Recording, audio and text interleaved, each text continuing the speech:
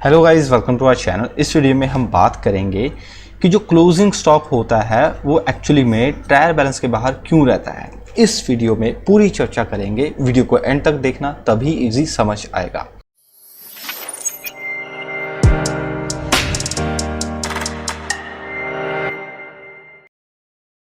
देखिए, trial balance के बाहर रहने की क्लोजिंग स्टॉक की सबसे वजह जो शुरू होती है वो होती है परचेजर्स से। हम परचेज करते हैं। अब परचेज के क्या क्या यूजर्स हो सकते हैं, पहले ये हम देखते हैं, तभी हमें पता चलेगा कि आखिर क्लोजिंग स्टॉक का क्या काम है परचेज के साथ और क्या लिंक है। देखिए, पहला जो काम होता है वो होता है कि हम प्रोडक्शन के लिए हम कंजम्पशन करते हैं किसकी, परचेजर्स की। पहला तो काम ये। दूसरा काम कि हम इस परचेजर्स को एज अ सैंपल यूज़ कर लेते हैं। देखिए, हम रॉ मटेरियल परचेज करते हैं, उसको हम सैंपल भी यूज़ कर सकते हैं किसी को दिखाने के लिए कि हमने ऐसा रॉ मटेरियल परचेज किया। उसके अलावा हमें लॉस भी होते हैं। अभी कभी कभी क्या होता है कि हमारा वेयर हाउस में सामान पड़ा हुआ है जो हमने परचेज कर रखा है, तो वो लॉस हो जाता है। मेनली यहाँ पर सिर्फ और सिर्फ मैं एबनॉर्मल लॉस की बात कर रहा हूँ, क्योंकि नॉर्मल लॉस तो हमेशा होता ही होता है, which can never be avoided. वो आप अवॉइड कर ही नहीं सकते, हर एक सर्कमस्टांसेस में लॉस होगा। लेकिन एबनॉर्मल लॉस की हम इसीलिए चर्चा कर रहे हैं क्योंकि इस लॉस को हम अवॉइड कर सकते थे लेकिन हमने अवॉइड नहीं किया। अब जैसे सर वेयर हाउस में फायर लग गई, ठीक है, ये एबनॉर्मल लॉस है। अब किसी तरह से और कोई दिक्कत आ गई लेकिन वो हमारे कंट्रोल में थी लेकिन हमने कंट्रोल नहीं की, तो इस चीज़ों से हम अबनॉर्मल लॉस बोलते हैं। तो तीसरी तो ये बात। अब लास्ट में क्या होता है सर, लास्ट में होता है आपका stock which is not used, जो आपने यूज़ नहीं किया। देखिए, पहले तो आपने परचेजेस कंजम्पशन के लिए यूज़ कर लिया, फिर सैंपल के लिए यूज़ कर लिया, फिर लॉस आपका हो गया, देन फाइनली आपके पास आपका स्टॉक बचता है। अब देखिए, इस चीज़ को थोड़ा सा मैं आगे बढ़ाने के लिए हम थोड़ा सा और समझते हैं कि ट्रायल बैलेंस के बाद क्यों रहता है। देखिए, ट्रायल बैलेंस को हम पहले समझते हैं। देखिए, ट्रायल बैलेंस में वही चीज़ आती है जो एक्चुअली में लेजर में होती है। मतलब जिस चीज़ का आपका लेजर अकाउंट होगा वही ट्रायल बैलेंस में जाएगा। देखा ना, हम डेबिट, जैसे सैलरीज हो गया, वो अकाउंट डेबिट साइड होता है ट्रायल बैलेंस के, ठीक है। कोई अपने इनकम कमाई वो क्रेडिट होती है, ट्रायल बैलेंस के क्रेडिट साइड में होती है। अब ऐसे ही जो चीज़ लेजर में तब जाएगी जब एक्चुअली में उसका जर्नल एंट्री पास की होगी। मतलब अल्टीमेटली ये बात कहना बिल्कुल सही होगा कि जो चीज़ की जर्नल एंट्री पास होगी सर वही आपका ट्रायल बैलेंस में जाएगा। Got it. अब इस चीज़ को देखते हैं कि इन चीज़ों में से किस किस की एंट्री पास हुई। अब भाई, अगर एंट्री पास हुई तो जाहिर सी बात है वो आपकी बुक्स ऑफ अकाउंट्स में होगी और आपके ट्रायल बैलेंस में होगा। अब परचेजेस, क्या आप परचेजेस की एंट्री पास करते हो? बिल्कुल पास करते हैं। अब जब हम परचेज करते हैं तो एंट्री होती है purchase account debit to cash और टू क्रेडिटर्स, ठीक है। ऐसी एंट्री करते हैं हम। भाई, या तो हम उधार परचेज करते हैं या हम कैश परचेज करते हैं, लेकिन परचेज की एंट्री हम पास करते हैं। क्या हम कंजम्पशन की एंट्री पास करते हैं? सर नहीं, कंजम्पशन की एंट्री तो हमने आज तक नहीं देखी। भाई, जब परचेज करते हैं उसकी एंट्री होती है, जो सेल करते हैं उसकी एंट्री होती है, ठीक है, लेकिन कंजम्पशन की एंट्री हमने आज तक नहीं डाली। क्या हम डिस्ट्रीब्यूशन या सैंपल की एंट्री होती है? सर होती है। कैसे होती है? अब जैसे मान लीजिए आपने सैंपल डिस्ट्रीब्यूट किया तो sample account debit to purchasers, ये आपकी एंट्री होती है। हम इस चीज़ को परचेजर्स से बाहर निकाल देते हैं और इस सैंपल अकाउंट को as a nominal account treat करते हैं और ये सर जाता है, कहाँ जाता है मेरे भाई? ये प्रॉफिट एंड लॉस अकाउंट में जाता है। उसके अलावा सर क्या हम एबनॉर्मल लॉस की एंट्री पास करते हैं? बिल्कुल पास करते हैं। वो कैसे होती है?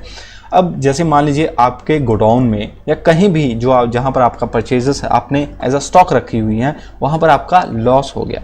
तो जैसे लॉस हो गई फायर से, तो हम क्या करेंगे? Loss by fire account debit to purchasers. तो सर ये भी आपका परचेजर से ही माइनस होगा और सर ये परचेजर से आपका माइनस हो जाएगा और ये आपका प्रॉफिट एंड लॉस अकाउंट में डेबिट हो जाएगा, ठीक है।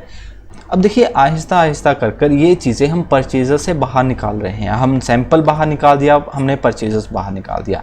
ना तो अभी तक हमने कंजम्पशन की एंट्री डाली और ना अभी तक स्टॉक की। क्या हम स्टॉक की एंट्री डालते हैं? देखिए, during the year, mark my word, during the year हम स्टॉक की एंट्री नहीं डालते। हम स्टॉक की एंट्री डालते हैं end of the year, end of the period, या तो एक साल के अंत में या एक पीरियड के अंत में।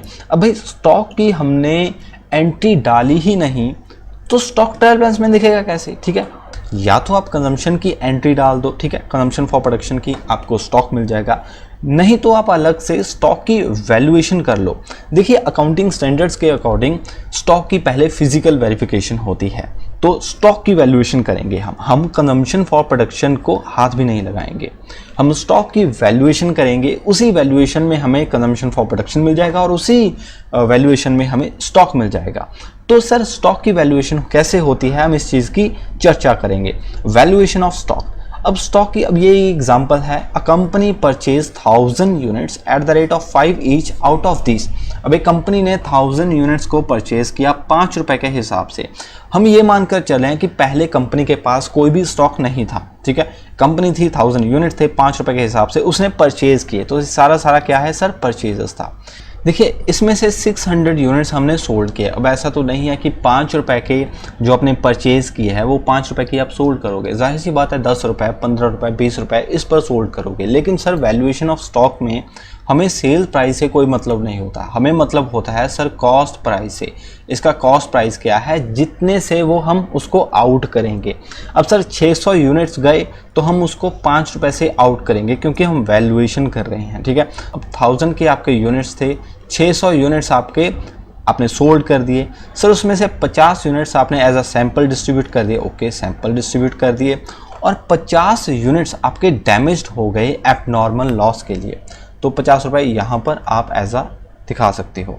तो सर फाइनली आपको 300 यूनिट्स जो होंगे वो आपका स्टॉक होगा। क्या होगा सर, स्टॉक होगा। प्राइस क्या होगा सर, प्राइस होगा आपका 5 रुपए, क्योंकि आपने 5 रुपए के हिसाब से पूरी परचेज आपने परचेज की। अब अलग अलग प्राइजेस भी हो सकते हैं, तो इसलिए आप अकाउंटिंग स्टैंडर्ड 2 डिटेल में देख सकते हो। उसमें आपको जो मेथड्स हैं जैसे weighted average method, FIFO method, ये ऐसे आपको मेथड दे रखे हैं, उसका कोई दिक्कत वाली बात नहीं है। तो ये सर आपकी स्टॉक की एक्चुअल वैल्यूएशन एग्जाम्पल के अकॉर्डिंग आपकी 1500 आ जाएगी। अब ये जो वैल्यूएशन है ये आपकी बुक्स ऑफ अकाउंट्स में नहीं की जा रही sir, it is a mayor statement. ये आपकी एक स्टेटमेंट में आप वैल्यूएशन करते हैं, इसको आपने अभी तक अपनी बुक्स ऑफ अकाउंट्स में रिकॉर्ड नहीं किया। तो इसीलिए यही सबसे बड़ा कारण है कि जो क्लोजिंग स्टॉक होता है वो आपके ट्रायल बैलेंस में नहीं होता। देखिए आप कोई भी एग्जांपल कर लो, कोई भी एग्जांपल, फाइनल अकाउंट की कोई भी एग्जांपल पकड़ लो, आपको क्लोजिंग स्टॉक बाहर ही दिखेगा। ट्रायल बैलेंस के अंदर आपको कभी भी क्लोजिंग स्टॉक कभी नहीं मिलेगा।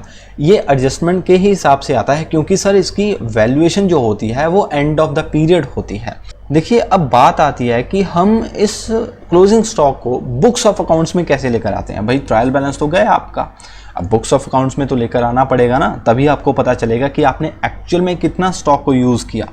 तो इसको लाने के लिए आपको एक एंट्री पास करनी होगी। एंट्री क्या होगी सर, वो एंट्री होगी stock account debit to trading account. 1500 यहाँ पर, 1500 यहाँ पर, हमारी प्रीवियस एग्जांपल के अकॉर्डिंग।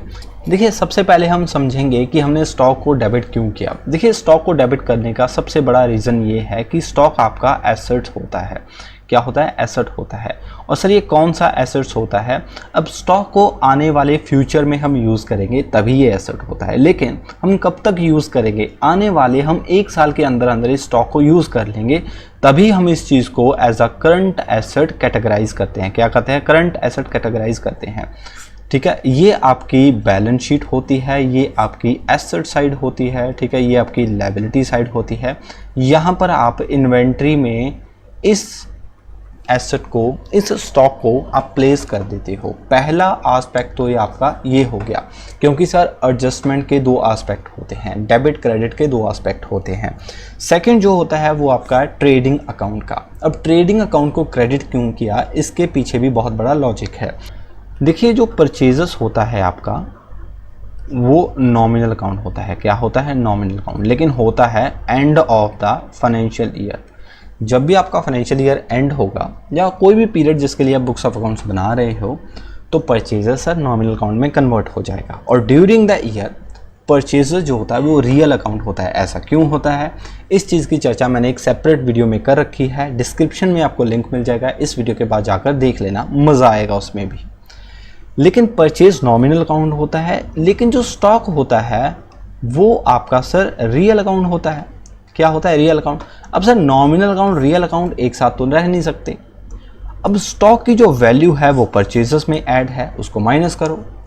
अब सर माइनस कैसे करें, वैसे माइनस करें जैसे हमने सैंपल के साथ किया था, sample account debit to purchases, ऐसे ही हमने परचेजेस से माइनस किया था, loss by fire account debit to purchases, ऐसे ही हमने चीज़ें माइनस करते हैं परचेजेस में से, लेकिन हम इस चीज़ को ऐसे माइनस नहीं करेंगे, ये सही तरीका नहीं होगा रिपोर्टिंग का। हम इसको कैसे माइनस करेंगे, ट्रेडिंग अकाउंट को क्रेडिट कर कर माइनस करेंगे। इसका इम्पैक्ट क्या होगा आइए मैं आपको दिखाता हूँ। अब देखिए ये आपका ट्रेडिंग अकाउंट है, क्या है, ट्रेडिंग अकाउंट, ठीक है।